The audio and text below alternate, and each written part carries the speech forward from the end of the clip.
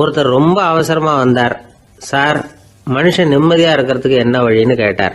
சீக்கிரமா ஒரு கல்யாணத்தை பண்ணீங்க, எல்லாம் சரியா போடும் அப்படின்னோம். அவர் ஒரு மாதிரியா பார்த்தார். ஏற்கனவே எனக்கு கல்யாணம் ஆயிட்டுது சார், அதனால தானே நிம்மதியா இருக்கிறதுக்கு வழி கேட்கறேன் அப்படின்னார்.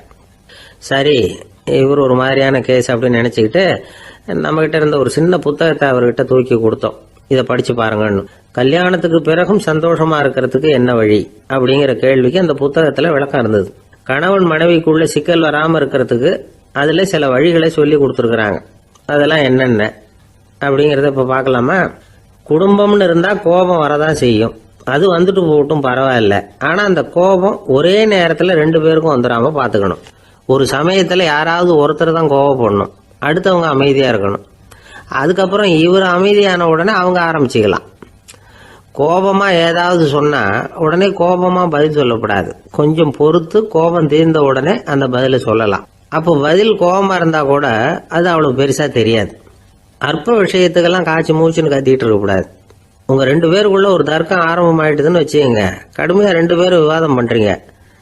உங்கள ஒருத்தர் இதுல ஜெயிக்கணும்னா அது நீங்களா இருக்க வேணாம், அடுத்தவங்க ஜெயிக்கிறதுக்கு நீங்க துணையா இருங்களேன். அப்படின்னா நீங்க கொஞ்சம் விட்டு கொடுக்கணும், அவ்வளவுதான்.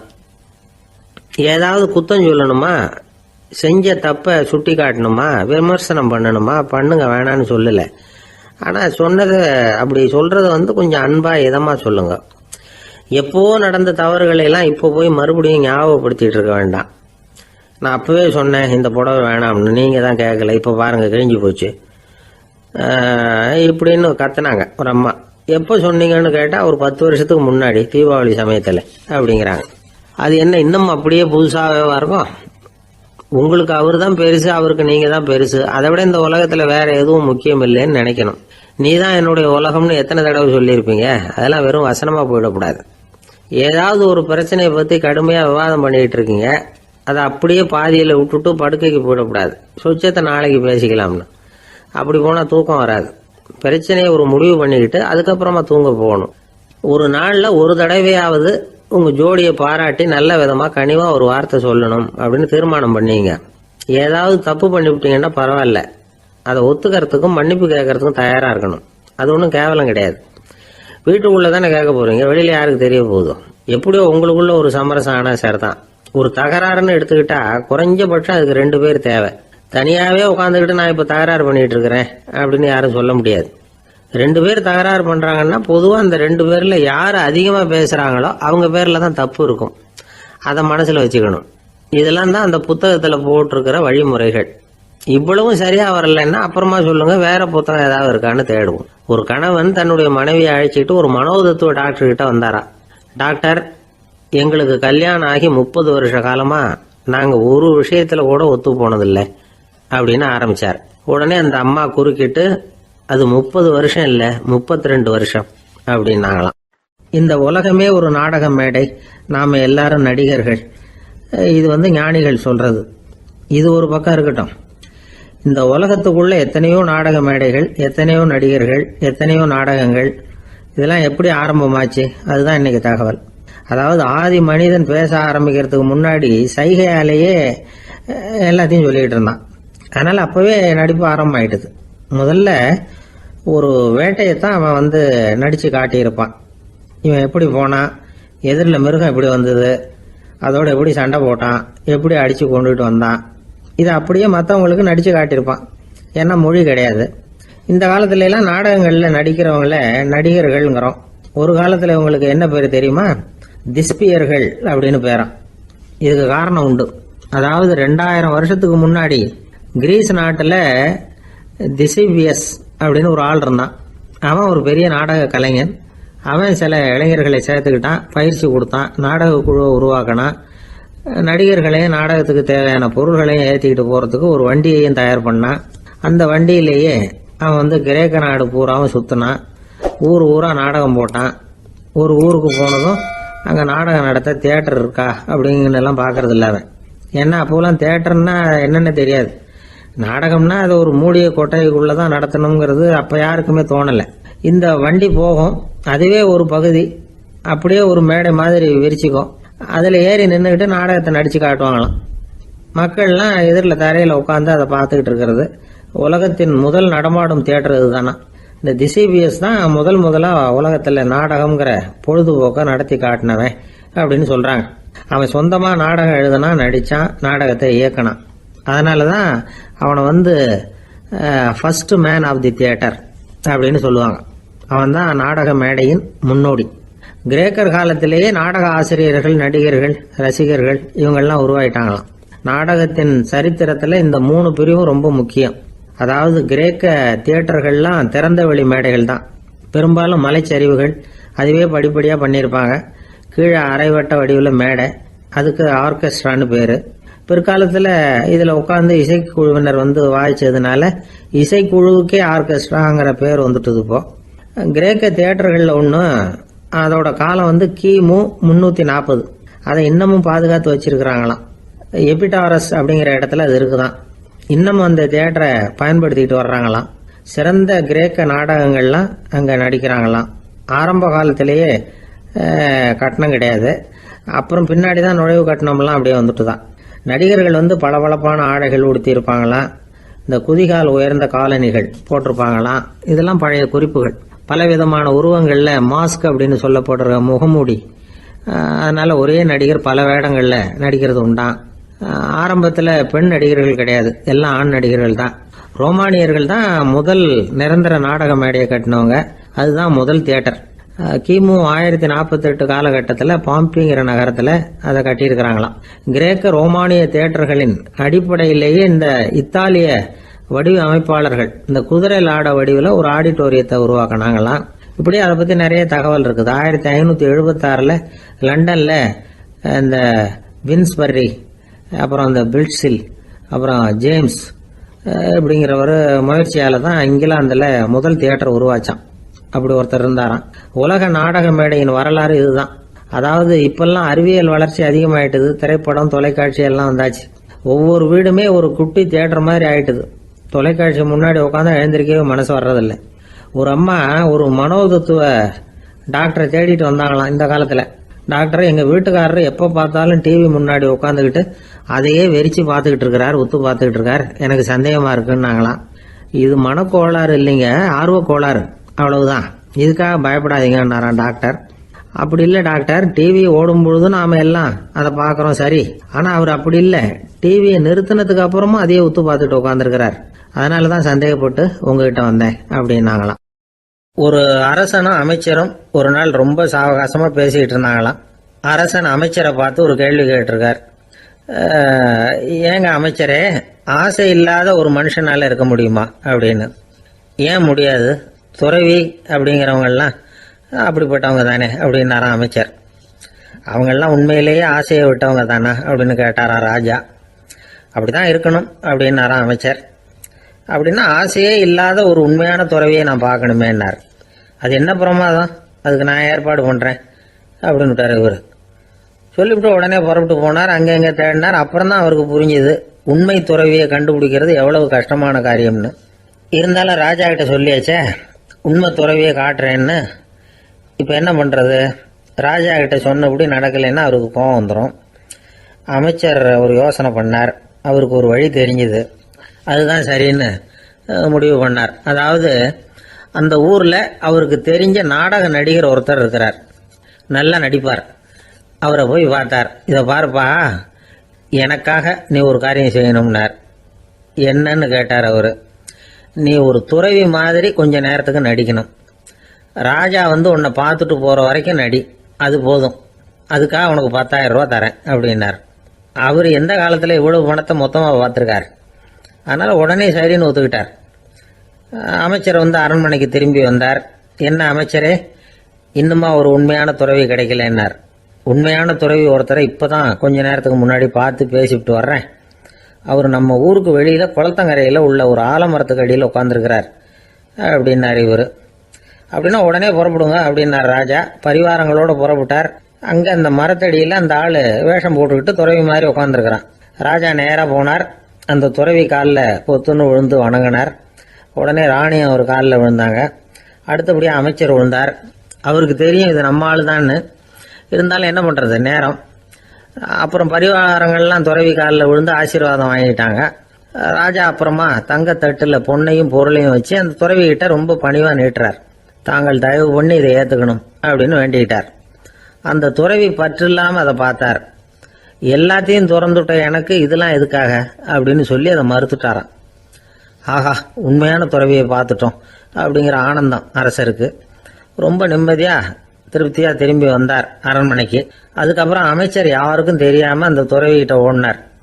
சொன்ன பிரகாரம் பணத்தை நீட்டினார். இந்தப்பா, நான் உங்ககிட்ட சொன்னபடி 10,000 ரூபா பணம் எடுத்துக்கோ அப்படின்னார். அந்த ஆள் ராஜா கிட்ட சொன்னது மாதிரியே எல்லாத்தையும் திறந்துட்ட எனக்கு இதெல்லாம் எதுக்காக வேணாம் அப்படின்னு விட்டாராம்.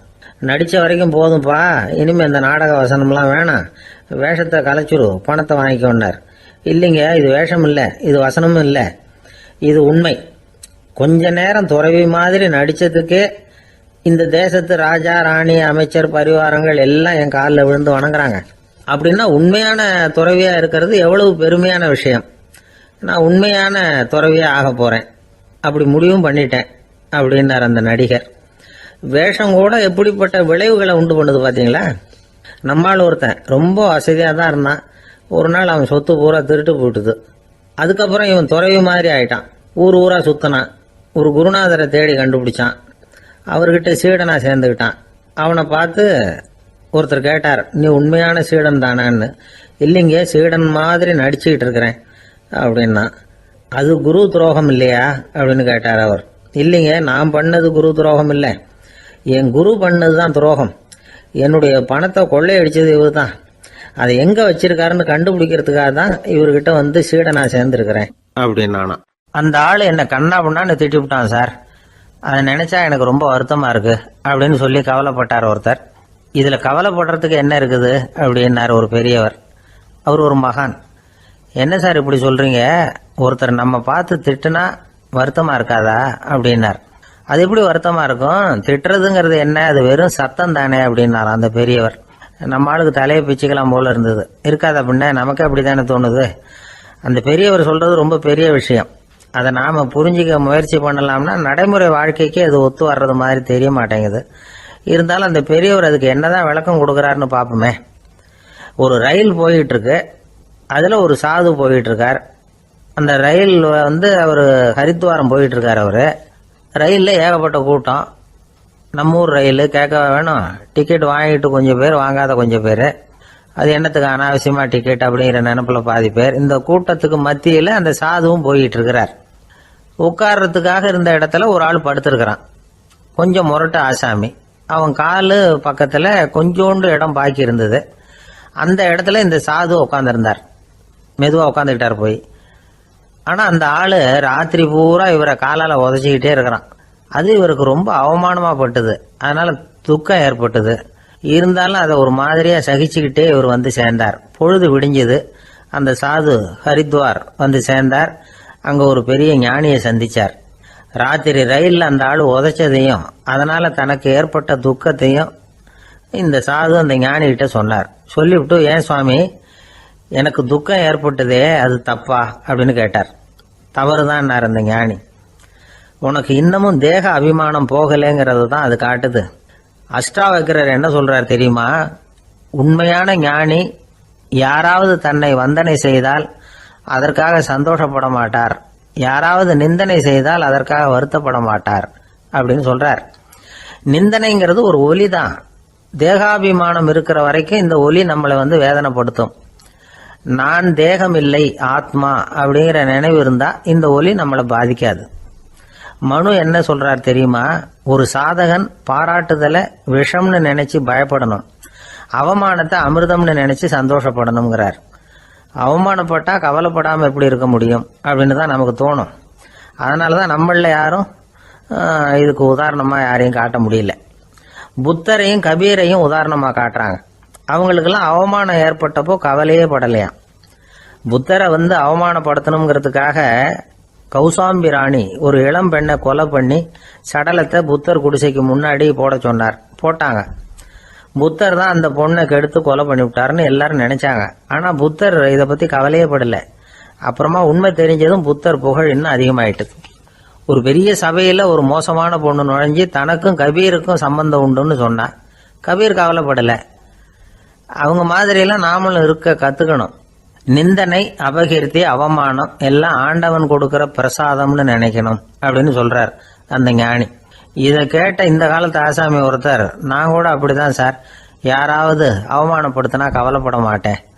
நேத்து கூட ஒருத்தர் என்ன பலார்னு அரைஞ்சுட்டார், நான் கொஞ்சம் கூட கவலைப்படல, பேசாம வந்துட்டேன்னார். ஏன் அப்படி வந்துட்டீங்க அப்படின்னு. அவர் அரைஞ்சதுலேயும் ஒரு அர்த்தம் இருந்தது, அதனாலதான் அப்படி வந்துட்டேன்னார்.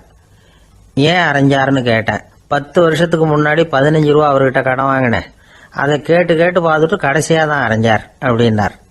ஆண்டவனுடைய பிரசாதம் இவருக்கு அடிக்கடி கிடைக்கும் போல இருக்கு. அம்மாக்காரங்களுக்கு அடிக்கடி ஏற்படுற கவலை ஒன்று உண்டு, அதாவது குழந்தை சரியா சாப்பிட மாட்டேங்குதே அப்படிங்கிற கவலை. இவங்கெல்லாம் ஒரு விஷயத்த நல்லா புரிஞ்சுக்கணும். குழந்தைகள்ங்கிறவங்க பெரியவங்க மாதிரி இல்லை. அவங்க கடிகாரத்துல மணியை பார்த்துட்டு சாப்பிட்றதுக்கு உட்கார்ற ரகம் கிடையாது. பசிச்சா சாப்பிடுவாங்க, இல்லைன்னா விளையாடுவாங்க அல்லது தூங்குவாங்க.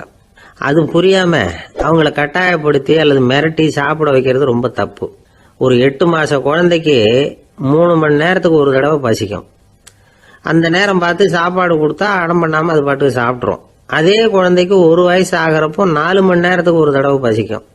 இந்த வயசுல இயற்கையாவே பசி குறைஞ்சிருக்கும். அது புரியாம என் குழந்தை முன்னாடி மாதிரி இப்ப சரியா சாப்பிட மாட்டேங்கிறான் அப்படின்னு சில பேர் டாக்டர் கிட்ட போய் சொல்லிக்கிட்டு இருப்பாங்க. இன்னொரு விஷயம், ஒரு குழந்தைக்கு வயசு அதிகமாகிற வேகத்துக்கு உடம்பு எடையும் அதிகமாகிக்கிட்டே போவாது. உடம்பு எடை அதிகமாகிற வேகம் குறைஞ்சிக்கிட்டே வரும். 6 மாச குழந்தைக்கு ஒரு வாரத்துல 150 கிராம் எடை கூடும். ஒரு வயசுல வாரத்துக்கு 71 கிராம் எடை கூடும். இது புரியாம அதிகமா சாப்பாட்டை கொடுத்து குழந்தைய கஷ்டப்படுத்தக்கூடாது. ஏன்னா அளவுக்கு மீறின உணவு அஜீரணத்தை உண்டு பண்ணிவிடும். குழந்தைக்கு ஒரு தட்டில் கொஞ்சமா ஆகாரத்தை வச்சு கொண்டுட்டு போய் கொடுக்கணும். மலை மாதிரி குவிச்சு வச்சா அதை பார்த்ததுமே பசி அடங்கி போயிடும். அடிச்சு மிரட்டி பயமுறுத்தி குழந்தைய சாப்பிட வைக்கிற பழக்கம் இருக்கு பாருங்க, அதுக்கு ஃபுட் ஃபோர்சிங் அப்படின்னு பேரு. இப்படி பண்ணுனா குழந்தைக்கு சாப்பாட்டுல விருப்பம் குறைஞ்சிரும், அதை கண்டாவே வெறுக்க ஆரம்பிச்சிரும். அது மாதிரி உளம் சார்ந்த பசி குறைவு, சைக்கோஜெனிக் அனோரெக்சியா, அது ஏற்படுமா. சாப்பாடுங்கிறதே ஒரு தண்டனை மாதிரி தோணும். குழந்தைகளுக்கு பிடிச்ச மாதிரியான ஆகாரத்தை கொடுக்கணும். சத்து அதிகம் இருக்குங்கிறதுக்காக அதுக்கு பிடிக்காத ஆகாரத்தை கொடுத்து கட்டாயப்படுத்தக்கூடாது. குழந்தைகளுக்கு 2 வயசு ஆகிறப்போ இயற்கையாவே எதிர்மறை குணம் உண்டாகும். அதாவது அந்த எதிர்மறையா பேசுறது. இது மாதிரி சமயங்கள்ல நாம என்ன சொல்றோமோ அதுக்கு நேர்மாறா நடந்துக்கும். ஏட்டிக்கு போட்டி, சாப்பிட சொன்னா விளையாட போவோம், விளையாட சொன்னா சாப்பாடு கேட்கும். இதை புரிஞ்சுக்கிட்டு நடந்துக்கணும். குழந்தை சொன்ன பேச்சை கேட்கலேன்னு கோவப்படக்கூடாது. குழந்தை வளர வளர பிடிவாத குணம் வர்றது சகஜம். கேட்டதை வாங்கி கொடுத்தாதான் சாப்பிடுவேன் அப்படின்னு பிடிவாதம் பண்ணும். வாங்கி கொடுத்துடுறது தான் உத்தமம். நீங்களும் அதுகிட்ட பிடிவாதம் பண்ணிட்டு இருக்கக்கூடாது. ஏன்னா கேட்டது கிடைக்கலையேங்கிற ஏமாற்றம் கூட குழந்தையோட பசியை குறைச்சிரும். கேட்டது கிடைச்சுட்டா பசி அதிகமாகும், கொடுத்ததை மளமளன்னு சாப்பிட்றோம். குழந்தைகளுக்கு கண்ட கண்ட நேரத்தில் சாப்பிட்றதுக்கு எதையாவது வாங்கி கொடுத்துக்கிட்டு இருந்தா சாப்பாட்டு நேரத்தில் சாப்பிடாம அடம் பண்ண ஆரம்பிச்சிடும். பள்ளிக்கூடம் போகிற பிள்ளைங்க காலை உணவை சரியாக சாப்பிட மாட்டாங்க. அச்சம், அவசரம், பரபரப்பு இதெல்லாம் தான் காரணம். பள்ளிக்கு புறப்படுறதுக்கு ஒரு 3/4 மணி நேரத்துக்கு முன்னாடியே சாப்பாடு போட்டுருங்க, அது சரியாக போடும். படிக்கிற குழந்தைகள் உடல் சோர்வு, மனச்சோர்வு இது காரணமாக கூட சாப்பிட மறுக்கிறது உண்டு. இப்போ உதாரணமா சாயந்தரம் விளையாடி விட்டு வீட்டுக்கு வந்ததும் சாப்பிட சொன்னா வேணாம்பாங்க. இது உடல் சோர்வு. ரொம்ப நேரம் வீட்டு பாடங்களை செஞ்சு முடிச்ச கையோடு சாப்பிட சொன்னாலும் அவங்களால சரியா சாப்பிட முடியாது. இது உளச்சோர்வு, அதாவது மனச்சோர்வு. இதை தவிர குழந்தைகளுக்கு உடல் நல குறைவு ஏற்பட்டா கூட சாப்பிட மறுக்கிறது உண்டு. சில மருந்து மாத்திரைகள் கூட பசியை குறைச்சிரும். அதனால சரியா தெரிஞ்சுக்கிட்டு குழந்தைகளை சாப்பிட வைக்கணும். அது புரியாம கையில சாப்பாட்டு தட்டை வச்சுக்கிட்டு குழந்தைகளை விரட்டிக்கிட்டு அலையக்கூடாது. ஒரு சின்ன பையன் சொன்னான், எங்க அம்மா சாப்பாடு போடுறது தெரிஞ்சா நான் உடனே வீட்டை விட்டு வெளியில ஓடி போடுவேன் அப்படின்னா. ஏன் அப்படி பண்றேன்னு கேட்டோம். எங்க அப்பா கூட அது மாதிரி தான் சார் பண்ணுவார் அப்படிங்கிறான். ஒரு ஊர்ல ஒரு ராஜா இருந்தார். பெரிய அரண்மனையில தான் இருக்கிறார். எல்லா வசதியும் இருந்தது. இருந்தாலும் அவர் எல்லாரும் சொல்றது எப்படி தெரியுமா, பிச்சைக்கார ராஜா. அப்படி ஒரு பேர் அவருக்கு நிலைச்சு போச்சு. ஜனங்களும் சரி, மற்ற தேசங்களில் உள்ளவங்களும் சரி, அவர் அந்த பேர் சொல்லியே குறிப்பிடுறது வழக்கமாக போட்டுது. இது அவருக்கு ரொம்ப கவலையாக போச்சு. என்ன இது, நம்மளை தேடி வர்றவங்களுக்கெல்லாம் நாம் சோறு போடுறோம், நம்ம புகழ்ந்து பாடல் ஏற்றி கொண்டு வர்ற புலவர்களுக்கெல்லாம் அவங்க எப்படி வந்தாலும் ஒருவேளை சோறு போடணுங்கிறது உத்தரவு. இவ்வளவுலாம் செஞ்சும் நம்மளை போய் பிச்சைக்கார ராஜான்னு எல்லாரும் சொல்றாங்களே, அது ஏன், எதுக்காக இப்படி சொல்றாங்க? இதுதான் ராஜாவுக்கு குழப்பம். சரி, இதை பத்தி நம்ம அமைச்சர்கள் கிட்ட கேட்கலாமா அப்படின்னு யோசனை பண்ணார். இந்த விஷயத்த போய் அவங்க கிட்ட எப்படி கேட்கறதுன்னு அவருக்கு தயக்கமா இருந்தது. கௌரவ குறைச்சலா தெரிஞ்சது அவருக்கு. சரி, சாதாரண குடிமக்கள் கிட்ட இதை பத்தி கேட்கலாமா அப்படின்னு யோசனை பண்ணார். கேட்கலாம், ஆனா அவங்க யாரும் ராஜா முன்னாடி வந்து நின்று தைரியமா பேசக்கூடிய அளவுக்கு இல்லை. ராஜாவோட குழப்பம் நாளுக்கு நாள் அதிகமா போச்சு. கடைசியா அவர் ஒரு முடிவுக்கு வந்தார். அதாவது இதை பத்தி ஒரு பிச்சைக்காரங்கிட்டே கேட்டு பார்த்துட்டா என்ன. இதுதான் அவர் பண்ண முடிவு. உடனே மாறு வேஷம் போட்டுக்கிட்டு நகர்வலம் போனார். ஒரு பிச்சைக்காரனை கண்டுபிடிச்சார். இதை பாருப்பா, நம்ம ராஜாவை எல்லாரும் பிச்சைக்கார ராஜான்னே சொல்றாங்களே, அதுக்கு என்ன காரணமா இருக்கும் அப்படின்னு கேட்டார். அதுக்கு அவன் சொல்றான், இதுக்கான பதில இன்னும் ஒரு 30 நாள்ல சொல்றேன் அப்படின்னா. உடனே இவருக்கு சந்தோஷம். உண்மையை அவங்ககிட்ட சொன்னார். நான் வேற யாரும் இல்லை, நான் தான் இந்த நாட்டு ராஜா. இப்ப நீ என் கூடவே வந்துரு, அரண்மனையிலேயே தங்கிக்கோ. 30 நாள் கழிச்சு எனக்கு பதில் சொல்லிவிட்டு அதுக்கப்புறமா நீ போகலாம் அப்படின்னு சொல்லி அழைச்சிட்டு வந்துட்டார். அரண்மனையில ஒரு மூலையில அவன் தங்கறதுக்கு இடம் கொடுத்தார். தினம் 2 வேளையும் இவனுக்கு சோறு போடுங்க அப்படின்னு உத்தரவு போட்டார். ராஜா கொடுத்த இடத்துல போய் உக்காந்துக்கிட்டான் அந்த பிச்சைக்காரன். தினமும் அந்த அரண்மனையில நடக்கிறதையெல்லாம் கவனிச்சுக்கிட்டு வந்தான். வேளைக்கு சாப்பாடு வரும், சாப்பிட்டுக்கிட்டு இருக்கான். இப்படி 30 நாள் முடிஞ்சது. ராஜா வந்தார். என்ன, என்னோட கேள்விக்கு பதில் என்னன்னு கண்டுபிடிச்சிட்டியான்னார். கண்டுபிடிச்சிட்டேன்னா. என்ன எல்லாரும் பிச்சைக்கார ராஜான்னு சொல்றாங்களே, அது நியாயமா படுதா உனக்குன்னு கேட்டார். நியாயமா தான் படுது, சந்தேகம் இல்லாம நீங்க பிச்சைக்கார ராஜா தான்.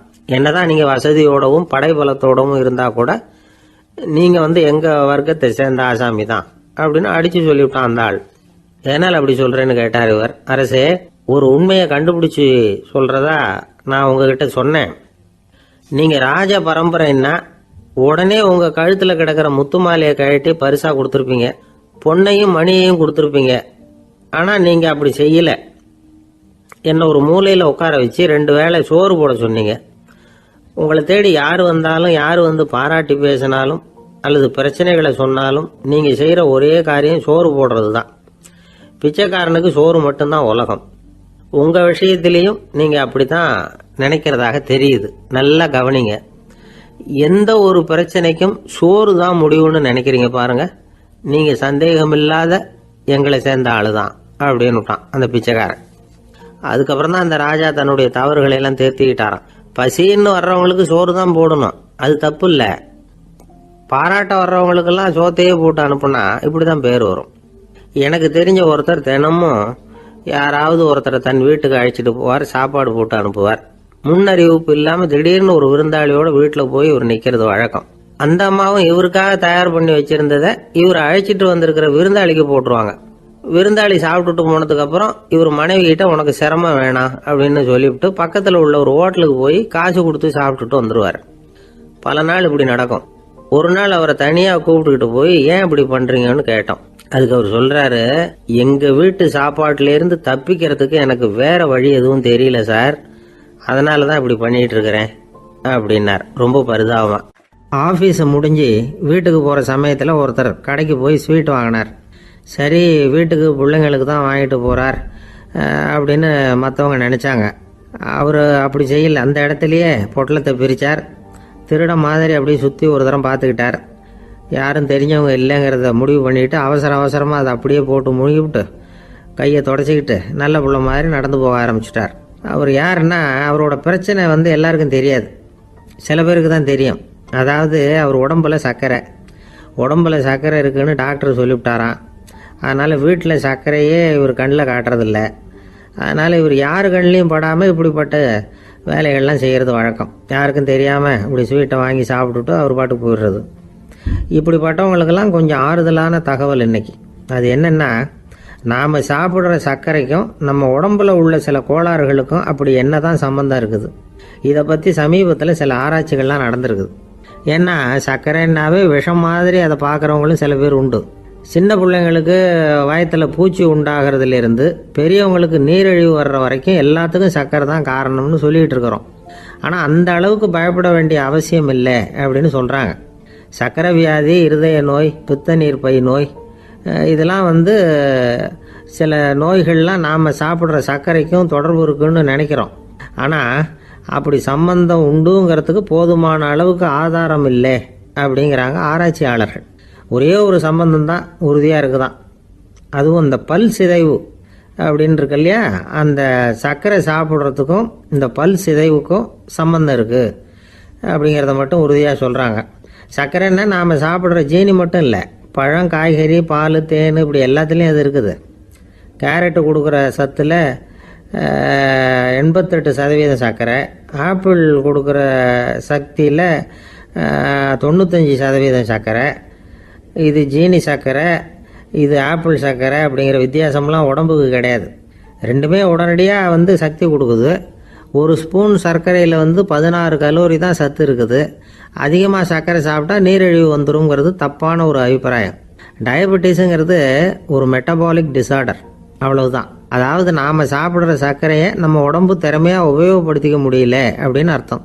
அதனால தான் அதிகமாக இனிப்பு வேணாம்னு சொல்கிறோம். ஏற்கனவே உடம்பால் முடியாத ஒன்றை மறுபடியும் அது தலையில் சுமத்தி அதிகமாக வேலை வாங்க வேணாமே அப்படிங்கிறதுக்காக தான். ஆகாரத்தில் அதிகமாக சர்க்கரை இருந்தால் அதனால் உடனே சர்க்கரை வியாதி வந்துடும்ங்கிறதுக்கு விஞ்ஞான ரீதியாக போதுமான ஆதாரம் இல்லை. அதனால் எப்போவாவது அதிகமாக ஸ்வீட்டு சாப்பிட்டுட்டா ஐயோ அதிகமாக சாப்பிட்டோமோ என்ன பண்ண போகுது தெரியலையே அப்படின்னு நினச்சி மனசை போட்டு குழப்பிக்க வேண்டியதில்லை. பொதுவாக எதுவுமே அதிகமாக வேண்டாம், எல்லாம் சீராக இருந்தால் போதும். நீரிழிவுங்கிறது புதுசாக வந்துட்ட ஒரு நோய் இல்லை, ரொம்ப காலமாகவே இருக்கிற ஒன்று தான். நம்ம முன்னோர்கள் இதை மதுமேகம் அப்படின்னு சொல்லுவாங்க. அதை கட்டுப்படுத்துறதுக்கு அவங்களே சில வழிமுறையை சொல்லி வச்சுருக்கிறாங்க. அது என்னென்னா வேறு ஒன்றும் இல்லை, இந்த பாவக்காய், முள்ளங்கி, அருகம்புல், அவ்வளவுதான். வெள்ளை முள்ளங்கி இருக்குல்ல, அதை வாரத்துக்கு 3 நாள் சாப்பிட்டுக்கிட்டு வாங்க. நூலுக்கோல் ரொம்ப நல்லது. இல்லைன்னா முள்ளங்கி சாறு 1 ounce சாப்பிட்டுட்டு வரலாம். ரத்தத்தில் சேர்கிற சர்க்கரை அளவு இதெல்லாம் கட்டுப்படுத்துது. சிறுநீரில் காணப்படுகிற சர்க்கரை அளவையும் சமநிலைப்படுத்துது. தினமும் ஆகாரத்தில் கோதுமை, கேழ்வரகு, வெந்தயம், கருவேப்பிலை, சோயாபீன்ஸ் எது கிடைக்குதோ சேர்த்துக்கலாம். இப்படிலாம் செஞ்சுக்கிட்டு வந்தால் அப்புறம் வீட்டுக்கு தெரியாமல் கடையில் போய் நின்றுக்கிட்டு ஸ்வீட் வாங்கி திருட்டுத்தனமாக சாப்பிட வேண்டிய அவசியமே உங்களுக்கு வராது. 2 ஆசாமிகள் கடற்கரையில் உட்காந்து சாவகாசமாக பேசிக்கிட்டு இருந்தாங்களாம். ஒருத்தர் சொன்னார், இன்னொருத்தருக்கு தெரியாமல் ஸ்வீட்டு சாப்பிட்றதே எப்பவும் வந்து இடைஞ்சல் தான் சார். நேற்றுக்கு பாருங்கள் அப்படி தான் சாப்பிட்டுக்கிட்டு இருந்தேன், வீட்டுக்காரி கண்ணில் போட்டுவிட்டுது, அதுக்கப்புறம் ஒரே ரகலையாக போச்சு அப்படின்னாராம். எனக்கு கூட அப்படி தான் சார் ஆகிட்டுது, ஒரே ரகலை அப்படின்னாராம் இன்னொருத்தர். நீங்கள் சாப்பிட்டதும் உங்கள் வீட்டுக்காரங்க கண்ணில் போட்டுவிட்டுதா சார் அப்படின்னு கேட்டிருக்காரு இவர். அதுக்கு அவர் சொன்னாராம், அப்படி இல்லை சார், கடைக்காரர் கண்ணில் போட்டுவிட்டுதோ, நான் அவருக்கு தெரியாமல் அந்த ஸ்வீட்டை அவர் கடையிலேருந்து எடுத்திருந்தேன் அப்படின்னு விளக்கம் கொடுத்தாராம் இந்த ஆள். ஒரு மனுஷனுக்கு 3 விதத்தில் கர்வம் உண்டாகிறதுக்கு வாய்ப்பு உண்டு. பணம், பதவி, புகழ். பணம் அதிகமாக வந்தால் கர்வம் வரலாம், பதவி பெருசாக வந்துட்டுதுன்னா கர்வம் வரலாம், புகழ் அதிகமாக போனாலும் கர்வம் வரலாம். இந்த 3 வகையான கர்வத்துக்கும் இடம் கொடுக்காமல் இருக்கிறாங்க பாருங்கள், அவங்க தான் சிறந்த மனிதர்கள். ஒரு பெரிய பொறுப்பில் இருக்கிறவங்களுக்கு கர்வம் வந்துடக்கூடாது. அப்படி வந்துட்டுதுன்னா அது எல்லாருக்கும் இடைஞ்சல். ஒரு ராஜா இருந்தார். அவர் ஒரு நாள் தன்னுடைய தலைநகரத்தை சுற்றி வந்துக்கிட்டு இருந்தார். ஒரு இடத்துல ஒரு அழகான நிலத்தை பார்த்தார். ஆஹா, இந்த இடத்துல நமக்குன்னு ஒரு மாளிகையை கட்டினா எவ்வளோ நல்லா இருக்கும் அப்படின்னு நினச்சார். ராஜா நினச்சா அது முடியாத காரியமா? சரி, இந்த நிலம் யாருக்கு சொந்தம்னு விசாரிங்க அப்படின்னார் பக்கத்தில் இருந்தவங்கக்கிட்ட. அவங்கெல்லாம் ஓடி போய் விசாரித்தாங்க. அந்த இடம் வந்து ஒரு வயசான கிழவிக்கு சொந்தம், வயசான அம்மாவுக்கு சொந்தமாக. அந்த அம்மா தான் அதில் ஒரு குடிசையை போட்டு குடியிருந்துகிட்டு இருக்கிறாங்க. சரி, அந்த நிலத்துக்கு வந்து ஒரு விலையை நிர்ணயம் பண்ணி அதை அந்த வயசான அம்மாக்கிட்ட கொடுத்துருங்க அப்படின்னு உத்தரவு போட்டார் ராஜா. ஆனால் அந்த அம்மா, இது எங்கள் பூர்வீக இடம், இதை விற்க மாட்டேன் அப்படின்னு சொல்லிவிட்டுது. சரி, 2 பங்கு விலை கொடுக்குறோம்னு சொல்லி பாருங்க அப்படின்னாங்க. அப்படியே சொன்னாங்க அரண்மனை ஆட்கள். அதுக்கும் சம்மதிக்கலை அந்த அம்மா. இதை கேள்விப்பட்டதும் ராஜாவுக்கு கோபம் வந்துட்டுது. தன்னுடைய ஆளுங்களை கூப்பிட்டார். போய் அந்த குடிசையை பிரிச்சேறிங்க, காசெல்லாம் ஒன்றும் கொடுக்காதீங்க அப்படின்னு கத்தினார். அவ்வளோதான். அடுத்த நிமிஷம் அரண்மனை ஆசாமிகள் போனாங்க, குடிசையை பிரித்து எரிஞ்சாங்க. அந்த வயசான அம்மா இருக்கு, அதுவும் அந்த இடத்த விட்டு துரத்தி விட்டாங்க. அந்த இடத்துல ஒரு அரச மாளிகையை கட்டி முடிச்சிட்டாங்க. அந்த வயசான அம்மா பாவம், ராஜாவே இப்படி பண்ணால் யாருக்கிட்ட போய் முறையிட முடியும்? ஒரு ஞானி இருந்தார், அவர்கிட்ட போய் சொன்னாங்க. அவர் இவங்க சொன்னதை கேட்டு மனசில் வச்சுக்கிட்டார். ஒரு நாள் அந்த ராஜாவே இந்த ஞானியை கூப்பிட்டார். புதுசாக ஒரு மாளிகை கட்டியிருக்கிறேன், வந்து பாருங்கன்னு. சரின்னு சொல்லி இந்த பெரியவர் ஒரு நாள் இந்த மாளிகைக்கு போனார். சும்மா போகல, ஒரு கழுதையையும் ஓட்டிகிட்டு போனார். கொஞ்சம் சாக்குகள், வெத்து சாக்கு, அதையும் எடுத்து கழுதை முதுகில் போட்டு கழுதையை ஓட்டிகிட்டு போகிறார். ராஜா பார்த்தார். அவருக்கு இது ஆச்சரியமாக இருந்தது. என்ன இது, மாளிகைக்கு வந்துட்டு போங்கன்னு கூப்பிட்டா கழுதை சாக்கு இதெல்லாம் கொண்டு வராரு, ஒன்றும் புரியலையேன்னு நினச்சார். எதுக்காக இதெல்லாம்னு கேட்டார். அரசருடைய தோட்டத்திலேருந்து கொஞ்சம் மண் எடுத்துகிட்டு போகிறதுக்கு ஆசைப்படுறேன், அதுக்கு நீங்கள் அனுமதி கொடுக்கணும் அப்படின்னாரு இவர். இது என்ன வேடிக்கையான கோரிக்கையாக இருக்குது அப்படின்னு நினச்சார் ராஜா. இருந்தாலும் மண்ணு தானே கேட்குறாரு, எடுத்துகிட்டு போகட்டுமே அப்படின்னு நினச்சார். சரின்னு அனுமதி கொடுத்தார். அந்த பெரியவர் தோட்டத்துக்கு போனார், மண்ணை வெட்டினார், சாக்கில் போட்டு நிரப்புனார். ராஜாவை கொஞ்சம் கிட்ட வாங்கன்னு கூப்பிட்டார். இந்த மண் மூட்டையை தூக்கி கழுதையோட முதுகில் வைக்கணும், கொஞ்சம் உதவி பண்ணுங்கன்னார். ஓ பண்ணுறேனே அப்படின்னு சொல்லி ராஜா கிட்ட போனார். மூட்டையை தூக்கி பார்க்குறாரு, முடியல, திணறி போயிட்டார். இப்போ அந்த ஞானி பேசினாராம். அரசே, இந்த ஒரு சாக்கு மண்ணையே உங்களால் தூக்க முடியல, அந்த கிழவிகிட்ட இருந்து அந்த அக்கிரமமாக அபகரித்த இந்த தோட்டம் பூராவையும் சுமக்கணும்னு ஆசைப்படுறீங்களே, அது உங்களால் முடியுமா அப்படின்னு கேட்டாராம். ராஜா யோசனை பண்ண ஆரம்பித்தார். தன்னுடைய செயலுக்காக வருத்தப்பட்டாராம். அந்த வயசான அம்மாவை உடனடியாக வரவழைச்சார். தாயே, தப்பு பண்ணிட்டேன், என்னை மன்னிச்சுக்குங்க, இன்னையிலேருந்து இந்த மாளிகையும் தோட்டமும் உங்களுக்கு தான் சொந்தம் அப்படின்னு சொல்லிவிட்டாராம். போகிறப்ப இந்த உலகத்திலேருந்து எண்ணத்தை எடுத்துகிட்டு போக போகிறோம், அதனால் ரொம்பவும் அலட்டிக்க வேண்டியதில்லை, கர்வப்பட வேண்டியதில்லை அப்படிங்கிறது ஒரு பெரிய உபதேசம். ஒரு பெரிய மனுஷன் சாக கிடந்தார், ரொம்பவும் அழுதார். ஏன் அழறீங்க அப்படின்னு கேட்டாங்க சுற்றி இருந்தவங்க. நான் சாகிறதுக்காக கவலைப்படலை, நான் நம்ம ஜனங்களுக்காக எவ்வளவோ காரியம்லாம் செஞ்சுக்கிட்டு வந்தேன். நான் செஞ்சுக்கிட்டு வந்த சேவையை இனிமேல் யார் செய்ய போகிறாங்க, அது யாரால முடியும், அதை நினச்சி தான் அழறேன் அப்படின்னாராம். ஒருத்தர் முன்னாடி வந்தார். அதுக்காக நீங்கள் கவலைப்படாதீங்க, உங்கள் சேவையை தொடர்ந்து செய்யறதுக்கு என்ன மாதிரி இளைஞர் பட்டாளம் தயாராக இருக்குது, இருந்தாலும் எங்கள் கவலை என்னென்னா அப்படின்னு இழுத்தார். என்ன சொல்லுங்கன்னு கேட்டார் அவர். நீங்கள் இது வரைக்கும் என்ன சேவை செஞ்சுக்கிட்டு வந்தீங்க, அதுதான் எங்களுக்கு இன்னமும் புரியாத புதிராக இருக்குது அப்படின்னாராம் அவர். ஒரு நண்பர் அவசரமாக என்கிட்ட ஓடி வந்தார். அப்புறம் சொன்னார், என்னால் நம்பவே முடியல சார், என் பையனா இப்படி அப்படின்னு சொல்லி ஆச்சரியப்பட்டார். உங்கள் பையன் அப்படி என்ன தான் செஞ்சுட்டான் அப்படின்னு கேட்டேன். என்னால் முடியாத ஒரு காரியத்தை அவன் செஞ்சுட்டான் சார் அப்படின்னார். அது என்னன்னு தான் சொல்லுங்களேன். என்ன, 5வது வகுப்பில் அவன் ஒரே தடவையில் தேறிட்டான் சார், அதாவது ஒரே அட்டம்ப்டில் பாஸ் ஆகிருக்கான் அப்படின்னார் மூச்சு வாங்க. கஷ்டப்பட்டு பரீட்சை எழுதுனது அவன், இவருக்கு ஏன் மூச்சு வாங்குது? நம்மால் செய்ய முடியாத ஒரு காரியத்தை இன்னொருத்தர் செய்யும் பொழுது அது நமக்கு ஆச்சரியமாக இருக்குது. சர்க்கஸ் பார்க்குறோம், ஒருத்தர் அந்த இடத்துல தொங்குறார், அது நமக்கு ஆச்சரியம், ஏன்னா அது நம்மால் முடியாத காரியம். நம்மால் முடியாத ஒன்றை அடுத்தவர் எளிதாக செய்யும் பொழுது நாம் மருள்வது இயற்கை. இதை தான் தொல்காப்பியம் மருட்கை அப்படின்னு சொல்லுது. இந்த வியப்பு இருக்குதே, இது 4 வகையில் ஏற்படுறதாக தொல்காப்பியம் சொல்லுது. அது என்ன 4 வகை? முதல் வகை எப்படின்னா, புதுமையான அரிய செயல்களை செய்கிறது. 2வது வகை என்னன்னா, பெரும் செயல்களை செய்கிறது. 3வது வகை என்னன்னா, மிக நுட்பமான செயல்களை செய்கிறது. 4வது வகை என்னன்னா, ஆக்கம் தரும் செயல்களை செய்கிறது. புதுமை, பெருமை, சிறுமை, ஆக்கமோடு மதினம் சாலா மருட்கை 4 அப்படிங்கிறது தொல்காப்பியம். இன்னைக்கு விஞ்ஞானம் புதுசு புதுசாக எதையோ கண்டுபிடிக்குது. ஆரம்பத்தில் அது ஆச்சரியமாக இருக்குது, அப்புறம் அது நமக்கு பழகி போடுது. வானொலி பெட்டி புதுசாக வந்தப்போ ஒரு பெட்டி பேசுதுங்கிறது எவ்வளோ பெரிய ஆச்சரியம். இப்போ யாரும் அதை ஆச்சரியமாக பார்க்கறதில்ல. மதினம் சாலா மருட்கை அப்படின்னு ஒரு சொற்றொடர் வருது பாருங்க, அதில் கருத்தாழம் உண்டு. எதை பற்றியும் போதுமான அளவு புரிந்து கொள்ளாத போது ஒருத்தர் ஆச்சரியப்படுறார். புரிந்து கொண்ட பிறகு ஆச்சரியம் மறைஞ்சு போடுது. மிக நுட்பமான செயல்களும் நம்ம ஆச்சரியப்பட வைக்கும். ஒரு அரிசியில் ஒரு திருக்குறள் எழுதி காட்டுறாங்க, ஒரு முட்டை ஓட்டுக்குள்ளே ஓவியம் தீட்டி காட்டுறாங்க. கருங்கல் சிற்பங்களில் எவ்வளவு நுட்பமான வேலைப்பாடுகளை எல்லாம் பார்த்து ஆச்சரியப்படுறோம். இது மாதிரி ஆக்கப்பூர்வமான அரிய செயல்களை செய்கிறது கூட வியப்பை உண்டு பண்ணும். குப்பை கூலங்களை கூட வாழ்க்கைக்கு பயன்படுகிற பொருளாக மாற்றுகிறவர்கள் இருக்காங்க, அவர்களுடைய செயல் வியப்பு அளிக்குது. இடைக்காட்டு சித்தர் பாடின 30 நூலில் வர்ற ஒரு பாடல், ஆற்றல் பிறர் அறிதலின் அகம் கிளர்வு உறுதலின் கற்று அறி பாணர் கழுமிய கோடலின் தோற்றம் உருகவே போற்றல் சால் வியப்பே. ஒருத்தருடைய ஆற்றல் தெரியாமல் இருந்தது, அவருடைய அரிய செயலை பார்க்கும் பொழுது வியப்பாக இருந்தது, மனசுக்குள்ள கிளர்ச்சி. பாவலர்கள் இவர்களுடைய புகழை பாடி மற்றவர்களும் தெரிந்து கொள்ளுமாறு செய்கிறார்கள் அப்படிங்கிறது தான் ஒரு யதார்த்தமான உண்மை.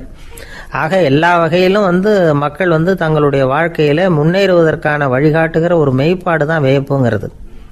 இந்த காலத்தில் நம்ம எப்படியெல்லாம் ஆச்சரியப்பட வைக்கிறாங்க. ஒரு ஆளை பிடிச்சி ஜெயிலில் கொண்டு வந்தாங்க. ஜெயில் அதிகாரி அவனை ரொம்ப ஆச்சரியமாக பார்த்தாரான்.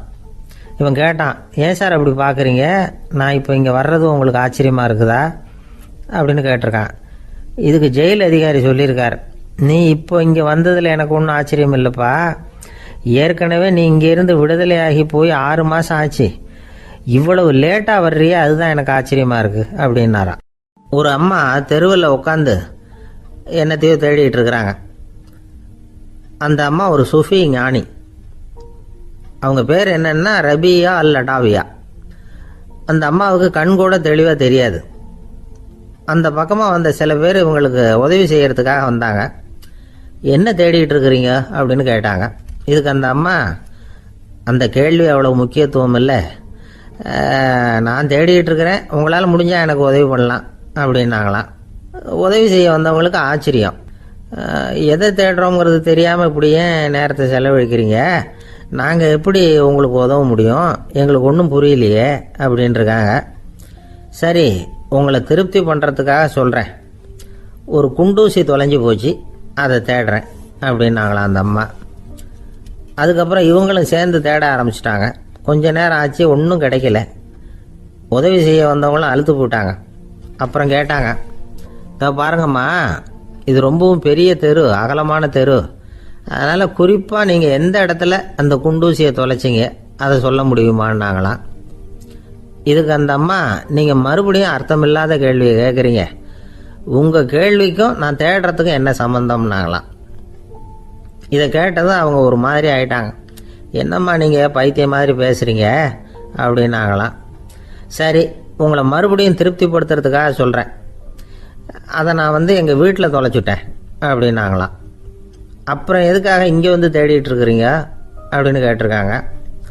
ஏன்னா இங்கே தான் வெளிச்சம் அதிகமாக இருக்குது, அங்கே வீட்டுக்குள்ளே இருட்டாக இருக்குது, அதனால் இங்கே தேடுறேன், வெளிச்சம் உள்ள இடத்துல தானே தேட முடியும் அப்படின்னாங்களாம் அந்த ஞானி. இந்த கதைக்கு என்ன அர்த்தங்கிறத பெரியவங்க சொல்கிறாங்க. அதாவது இந்த தேடுதல்ங்கிறது ஒரு வியாதி. அது நம்ம சதா அலைய வைக்கும், பைத்தியமாக மாற்றுறதுக்கு முயற்சி பண்ணோம். ஒரு காலம் அது நிறைவு அடையவே அடையாது. வாழ்வுங்கிறது ஒரு புரிந்து கொள்ள முடியாத சதா இயங்கி கொண்டிருக்கிற ஒரு செயல். அதுக்கு ஆரம்பமும் இல்லை, முடிவும் கிடையாது. எதையோ தேடணும் அப்படிங்கிற உந்துதல் நமக்குள்ளே இருக்கும், ஆனால் குறிப்பாக எதை தேடிட்டு இருக்கிறோம் அப்படிங்கிறது புரியாது. அப்படி ஏதாவது ஒன்றை தேடி அடைஞ்சிடுறோம்னு வச்சுக்கோங்க, உடனே ஒரு அதிருப்தி வந்துடும். அதனால் வாழ்க்கைங்கிறது சலிப்பு நிறைந்தது அப்படிங்கிற எண்ணத்தை உண்டாக்கிக்கிறோம். ஒன்று அடைஞ்சதுக்கு அப்புறம் இன்னொன்று தேட ஆரம்பிச்சிருவோம். ஆக இந்த தேடல்ங்கிறது நாம் ஒன்று அடைஞ்சாலும் அடையாவிட்டாலும் தொடர்ந்து நடந்துக்கிட்டு தான் இருக்கும். இதுக்கு முடிவே கிடையாது. இந்த உண்மையை நாம் நல்லா புரிஞ்சுக்கணும் அப்படிங்கிறது பெரியவங்களுடைய கருத்து. ஏழையும் தேடுறான், பணக்காரனும் தேடுறான், நோயாளியும் தேடுறான், நோய் இல்லாதவனும் தேடுறான், அதிகாரம் உள்ளவனும் தேடுறான், அதிகாரம் இல்லாதவனும் தேடுறான், முட்டாளும் தேடுறான், அறிவாளியும் தேடுறான். ஆனால் யாரும் இதை தான் தேடி சாதிக்க போகிறோம், இதுதான் முடிவு அப்படின்னு திட்டவட்டமாக சொன்னதில்லை. ஒன்று அடைஞ்சதும் இன்னொன்று தேட ஆரம்பிச்சிடுறாங்க, அவ்வளோதான். அதாவது உங்களின் தேடுபவர் உங்கள் உள்ளேதான் இருக்கிறார், அவரை தேடி கண்டுபிடியுங்கள். இதுதான் ஞானிகள் நமக்கு சொல்லுகிற ஒரு ஆலோசனை. நம்மால் ஒருத்தன் ஜெயிலில் இருந்தான். இன்னொரு கைதி அவனை பார்த்து கேட்டான், ஏன்பா உன்னை பார்க்கறதுக்கு வெளியிலேருந்து யாருமே இங்கே வர்றது இல்லையே, உனக்கு சொந்தக்காரங்களே கிடையாதா அப்படின்னு கேட்டானா. ஏன் இல்லை, எனக்கு சொந்தக்காரங்க நிறைய பேர் உண்டு, அவங்க என்னை பார்க்க வராததுக்கு காரணம் வேற அப்படின்ட்டுருக்கான் இவன். என்ன காரணம்னு கேட்டான் அவன்.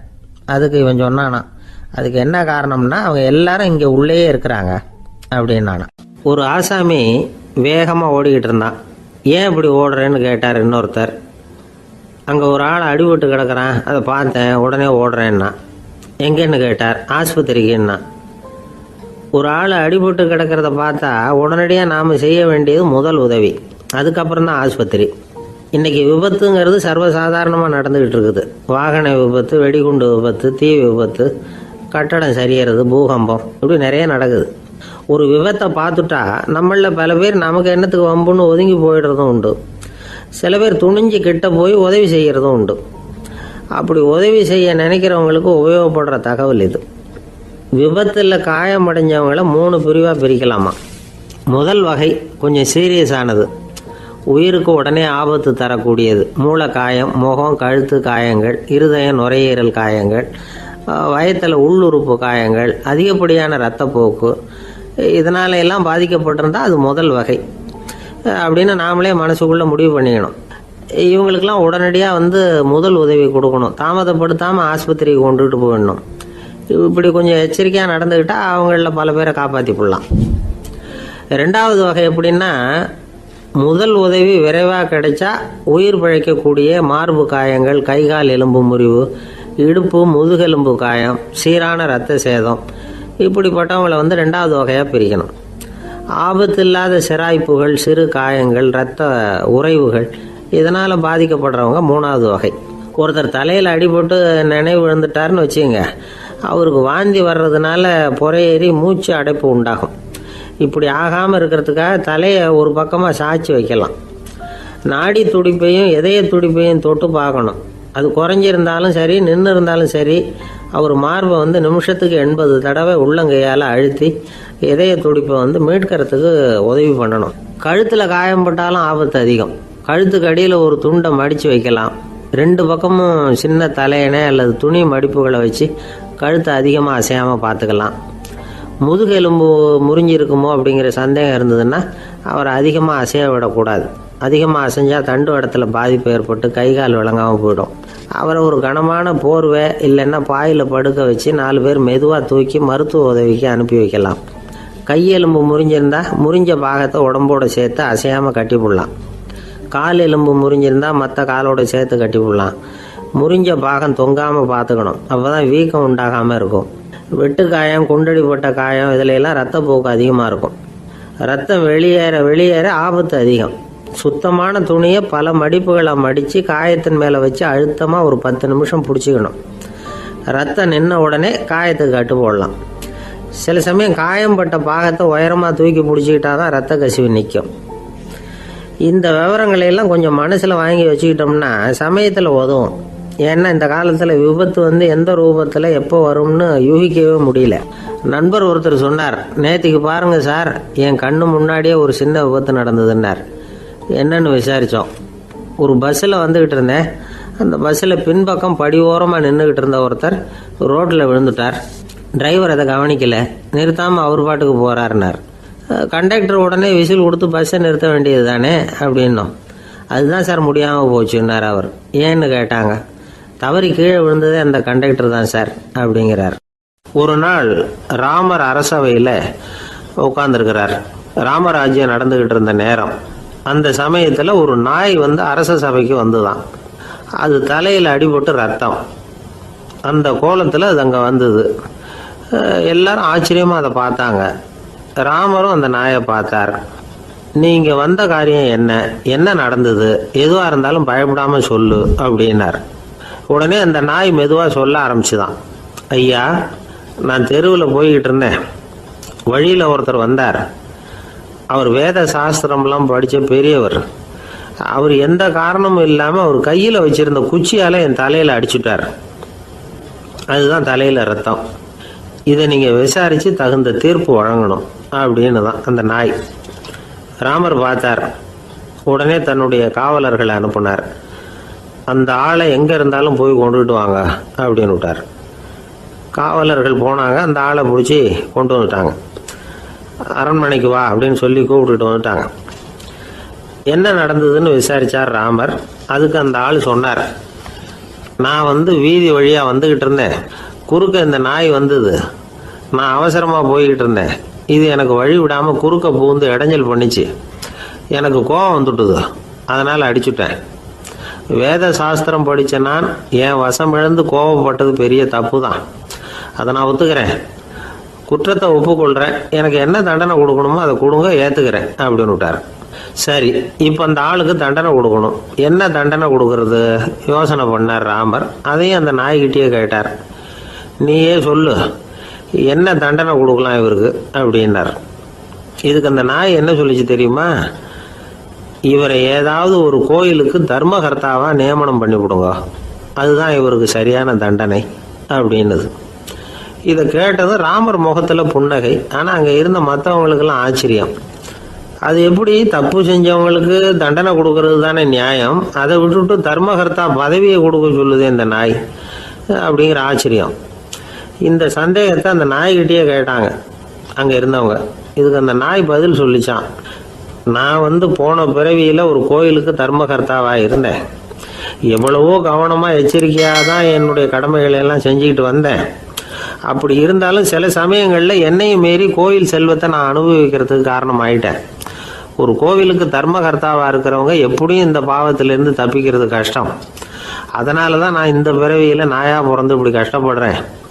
இதே நிலைமை இந்த ஆளுக்கும் ஏற்படணும் அப்படிங்கிறதுக்காக தான் அவரையும் ஒரு கோயிலுக்கு தர்மகர்த்தாவை நியமிக்கும்படி கேட்டுக்கிட்டேன் அப்படின்னு தான் இந்த நாய்.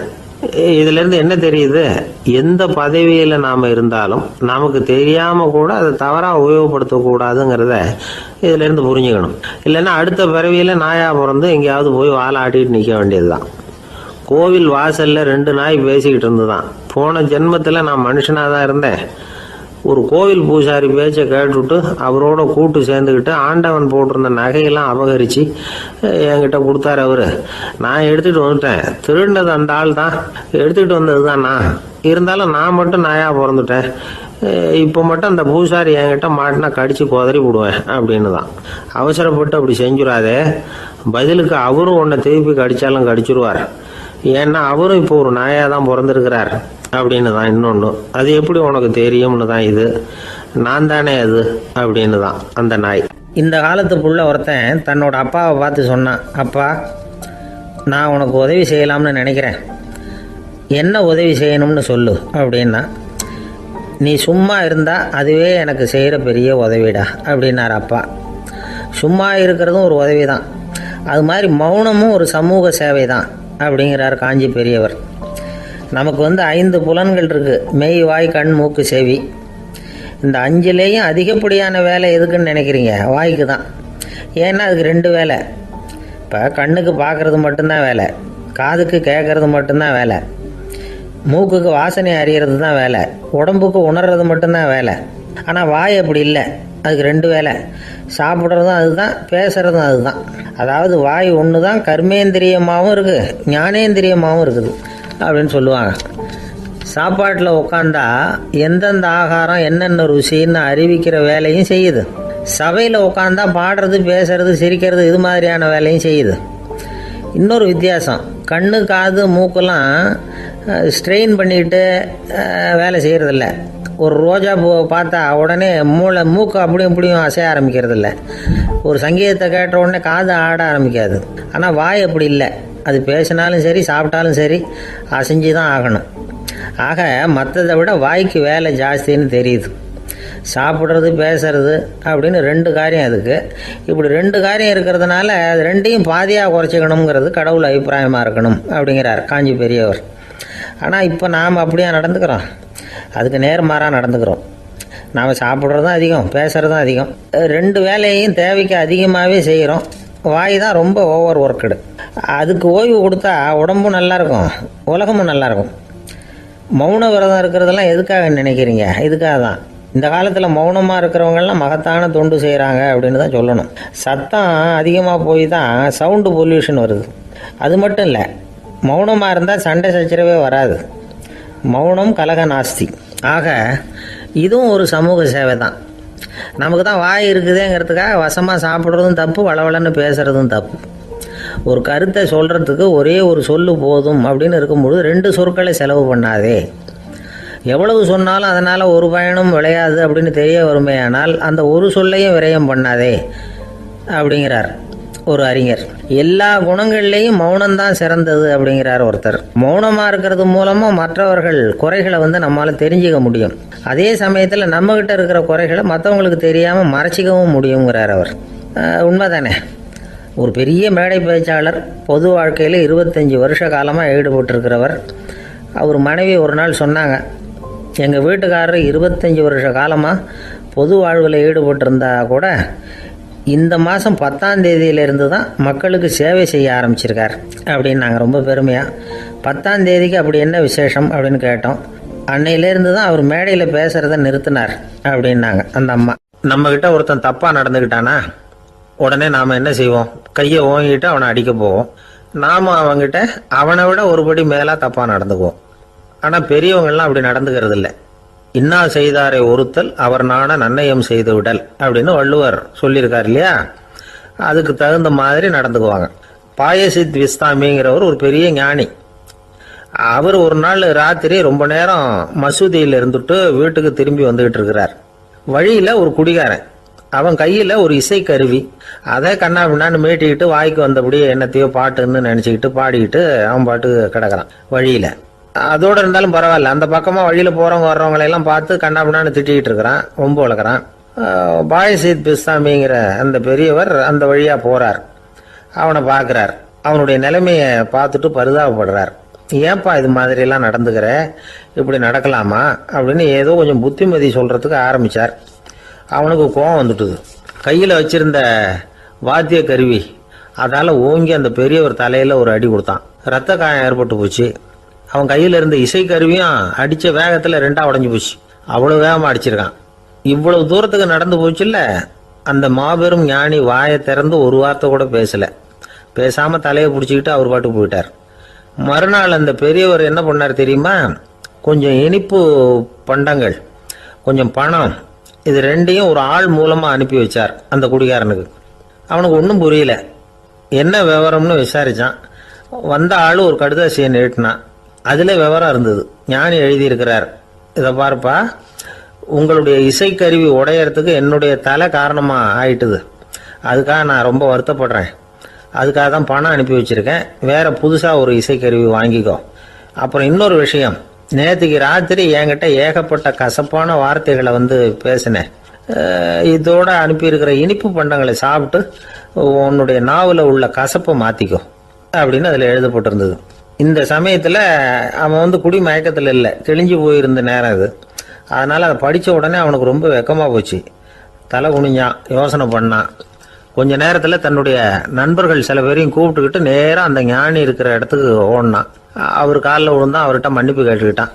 பெரியவங்களே தெரியாமல் நான் இந்த பாவ செயலை பண்ணிவிட்டேன், என்னை மன்னிச்சுங்க. உங்களுடைய பொறுமையும் போதனையும் என்னுடைய கண்ணை திறந்துட்டுது. இனிமேல் நானும் என்னுடைய நண்பர்களும் நல்ல வழியில் திருந்தி வாழ போகிறோம் அப்படின்னா. ஞானி செய்த நன்னயம் குடிகாரனை எப்படி திருத்திருக்கு பார்த்தீங்களா? இந்த கதையை கேட்டுவிட்டு ஒருத்தர் சொன்னார், என் வாழ்க்கையில் கூட அப்படி ஒரு சம்பவம் நடந்தது சார். நானும் ஒரு நாள் ராத்திரி ஓவராக குடிச்சிட்டு ஒரு கிட்டாரை வாசிச்சுக்கிட்டு கண்ணாபின்னான்னு உளறிக்கிட்டு திட்டிக்கிட்டு இருந்தேன். அந்த சமயம் அந்த வழியாக ஒருத்தர் வந்தார். ஓங்கி தலையில் ஒரே ஒரு அடி, ரத்தம் வந்துட்டுது. அதுக்கப்புறம் என் மனசு தெரிந்துவிட்டுது சார் அப்படின்னார். அப்படியா என்ன? ஆச்சரியமா. ஆமாம் சார், அடி விழுந்தது அவர் தலையில் இல்லை, ஏன் தலையில். வந்தவர் என்ன அப்படி அடிச்சுட்டார். மயக்கம் தெளிஞ்சதுக்கு அப்புறம் தான் எனக்கு விவரம் புரிஞ்சுது. அவர் ஒரு போலீஸ்காரரு அப்படின்னார் ரொம்ப சோகமா. அந்த ஆளுக்கு பேச தெரியாது, அவர்கிட்ட கொஞ்சம் எச்சரிக்கையாக நடந்துக்கோ அப்படின்னு சொல்கிறது உண்டு. அப்படின்னா என்ன அர்த்தம்? அவர் இன்னமும் குழந்தையாகவே இருக்கிறாரு, இன்னும் பேச்சு வரலன்னு அர்த்தம்? அப்படி இல்லை, அவருக்கு நாகரிகமாக பேச தெரியலன்னு அர்த்தம். பேசுறதுங்கிறது மனுஷனால் மட்டுமே முடியக்கூடிய ஒரு காரியம். அப்படி இருந்தும் அதோட பெருமையை அவன் இன்னமும் சரியாக புரிஞ்சிக்கலன்னு தான் சொல்லணும். அதனால தான் அவன் அளவுக்கு அதிகமாக வார்த்தைகளை கொட்டி விடுறான். அதுக்கப்புறம் அதையெல்லாம் திருப்பி அள்ள முடியாமல் கிடந்து கஷ்டப்படுறான். கொட்டின வார்த்தையை அள்ள முடியுமா? ஒருத்தரை இன்னைக்கு பார்த்து முட்டாள்னு திட்டி விடுறீங்க, நாளைக்கு மறுபடியும் அவர்கிட்ட போய் நேற்றுக்கு உன்னை முட்டாள்னு சொல்லிவிட்டேன், அந்த வார்த்தையை திருப்பி கொடு, வாங்கிட்டு போயிடுறேன் அப்படின்னு சொல்ல முடியும்? அவன் கோபக்காரனாக இருந்தால் நேற்றுக்கே அதை வேற விதமாக உங்களுக்கு திருப்பி கொடுத்துருப்பான்.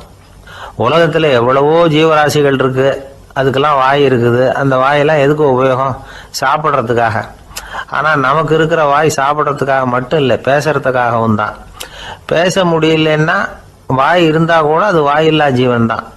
ஒரு பையனை பார்த்து அது வாய் உள்ள புள்ள பொழைச்சிக்கும் அப்படின்னா மற்ற பையன்களுக்கெல்லாம் முகத்துல வாயே இல்லைன்னு அர்த்தம். அப்படி இல்லை, அந்த பையன் கொஞ்சம் கெட்டிக்காரத்தனமா பேசுவான்னு அர்த்தம். அதனால எப்படி பேசணும் அப்படிங்கிறத நாம முக்கியமா தெரிஞ்சுக்கணும்.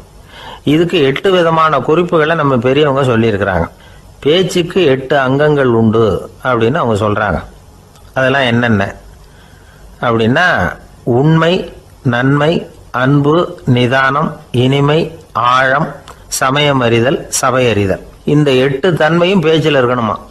இதையே கொஞ்சம் விவரமா சில பேர் போர்டில் எழுதி வச்சிருப்பாங்க. அதாவது எழுத்துலையாவது அதெல்லாம் இருக்கட்டுமே அப்படின்னு நினைச்சு நீங்க கூட சில இடங்கள்ல இதை பார்த்துருக்கலாம். அதாவது உண்மையே பேசுக, நன்மையே பேசுக, அன்பாக பேசுக, நிதானமாக பேசுக, இனிமையாக பேசுக, ஆழமுடையதாக பேசுக, சமயம் அறிந்து பேசுக, சபை அறிந்து பேசுக, இப்படி எழுதி வச்சிருப்பாங்க. இந்த 8 அம்சமும் சரியா பொருந்தி இருந்தாதான் அது பேச்சு. மற்றதெல்லாம் பேச்சாயிடாது. பேச்சு ஒரு சிறந்த கலை. எல்லாத்தையும் விட பேசாம இருந்தும் பழகணும், அது ரொம்ப முக்கியம்.